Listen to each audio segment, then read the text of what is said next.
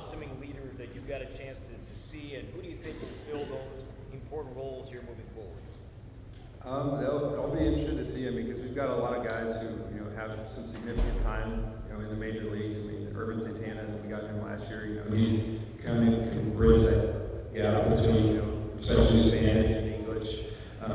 And so he's one I relied on a little bit in the course of my time there. Are we good now? Okay. Yeah. Urban is one I relied on. Got Glenn Perkins, who's been there a while, been there, done it. In a closer role, he could possibly have a big voice in there. But it's one of those things you can't pick someone to do it. It's one of those things. Somebody will show up one day and you'll just be like, you can tell they're taking the reins.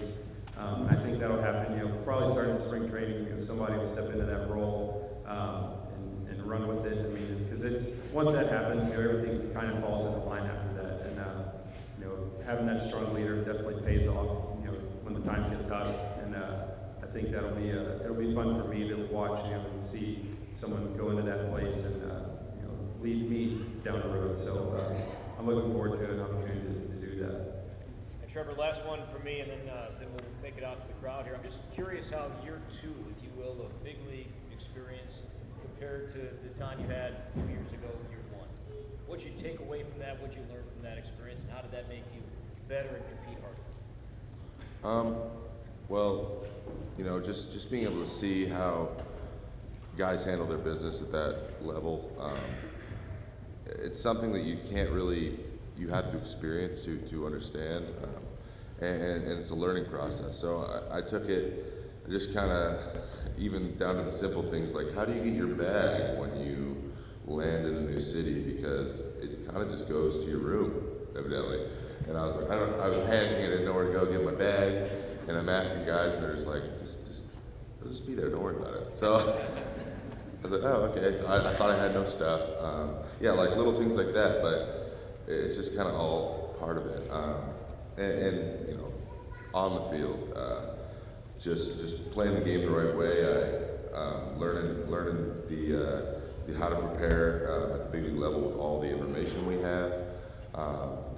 And what stuff you can use and what stuff it's just too much sometimes, and just learning who you are. It's almost like you have to kind of redo it because it's a little bit of a different preparation in the big leagues. But coming into this second year and then having a guy like Cory keeping it light and having a lot of fun and reminding us that that's what we started playing the game for, and that's where the love came from to start.